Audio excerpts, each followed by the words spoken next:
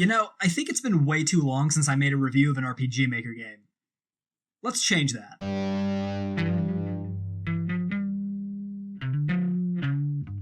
Hylics was developed by Mason Lindroth and released in 2015. It's one of the most bizarre games you will ever have the pleasure of looking at. The design of everything is so otherworldly, and everything squashes and stretches as if it was made out of clay.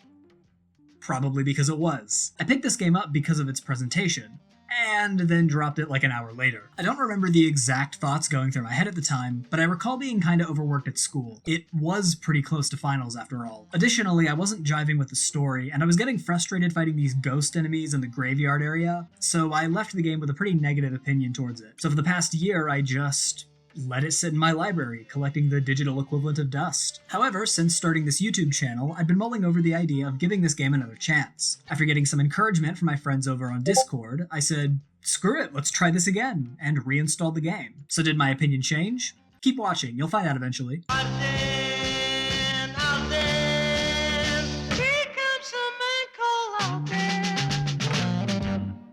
Let's get the story out of the way first, because there's not really much of one. Hylics' plot is difficult to talk about because not only are there practically no major milestones in the story, but much of the dialogue is randomly generated. All you're told for sure is that there's this bad guy named Gibby, King of the Moon, who Wayne, the protagonist, has to take down. During his quest, he recruits the easily excited archaeologist Deduzmolm, the depressive loner Somsnosa, and the battle-hungry knight Pongorma. When I met these people, I was immediately captivated by their very strong personalities, but once they join Wayne's party, they go the silent route for practically the entire game, which is so disappointing. I would have liked to see some more interaction between them. The game is divided up into 3 acts. Each act begins with this narrator guy, who, I'm not kidding, appears, says a bunch of nonsense, reminds us that Gibby still exists, and then fucks off. Near the end of Act 3, Wayne's crew acquires a spaceship, travels to Gibby's palace, and lays the smackdown on Gibby himself. Gibby's death triggers a self-destruct sequence for his palace, but despite this, the 4 make their way back to their home planet. When I mentioned the 3-act structure, I'm sure somebody thought I was going to divide the video up into sections, much like the last time I covered an RPG Maker game. But most of the things I want to talk about apply to all chapters of Hylics, and fortunately, those are things that make up for the lack of narrative.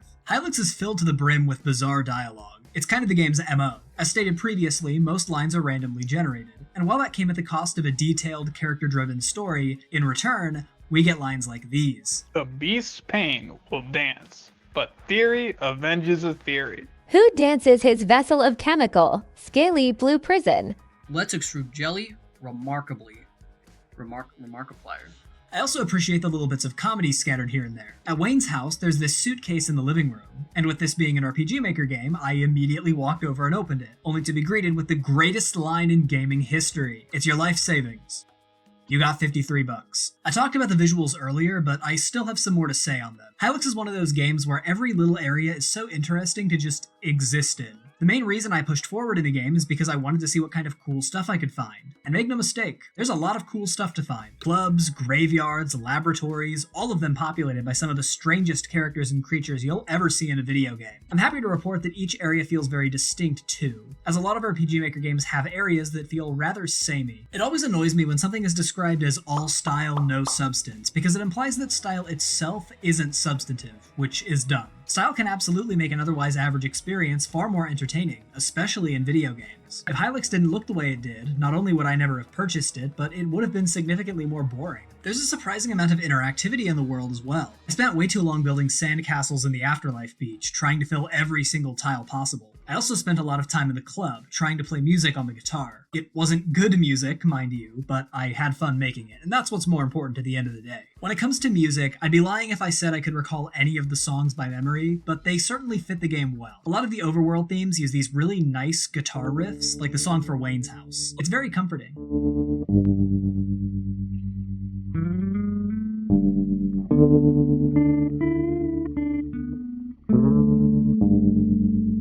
Other songs were a bit more dramatic, like the underground tunes. By this point in the game, Wayne and his crew are exploring a massive underground dungeon, weaving their way through deadly living statues to reach an airship. It's one of the more tense songs in the game.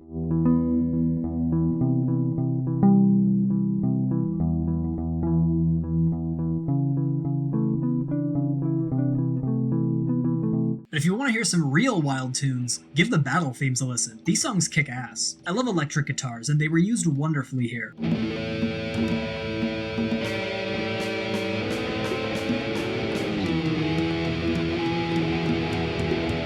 There's this one theme, Scrapier Scrapey, that has a part that I swear sounds like someone orgasming. You hear it too, right?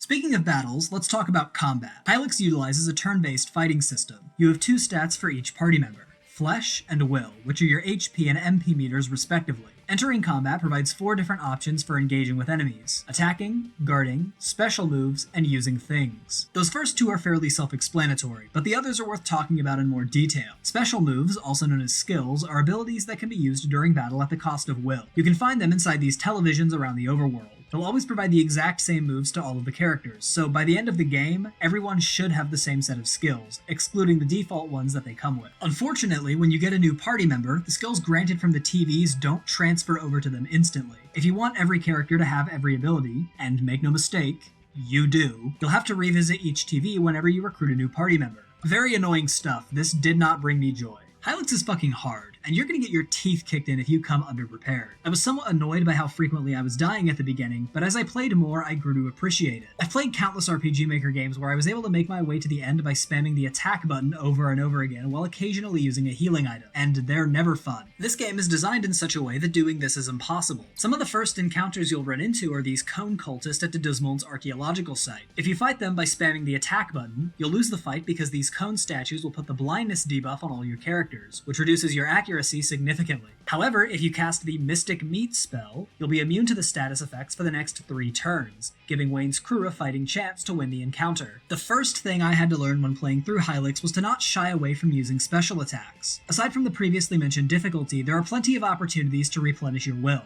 many of them being completely free. Additionally, the special moves are really fun to watch in action. I mean, just look at them. Mystic Meat may have been my most used ability, but it was far from my favorite. Calibration increases one party member's attack power for a limited amount of time. If you combine this with a strong attack spell like Detonation, which deals 250% more damage than your basic attack, then you'll obliterate 99% of enemies, and even some bosses, in one shot. I'd also be remiss to not talk about Bubbles, which inflicts a debuff where an enemy will slowly lose health as the battle continues on. Items, or as they're called in this game, things, are single-use objects that can perform a variety of functions. Hot dogs and juice boxes recover flesh and will. Frozen burritos and dynamite can be chucked at enemies as an attack. And Muscle Applique stays in my inventory for the entire game because I forgot it permanently boosts attack strength upon consumption.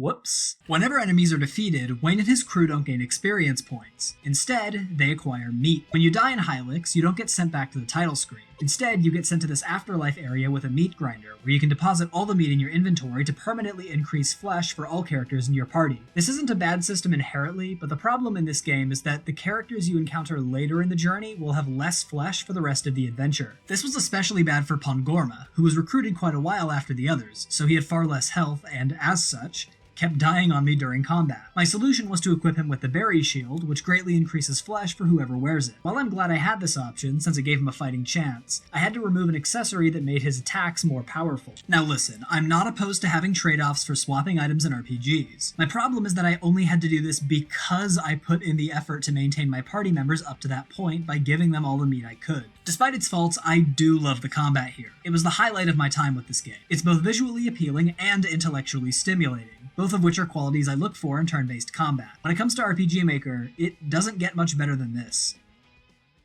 And that's Hylics.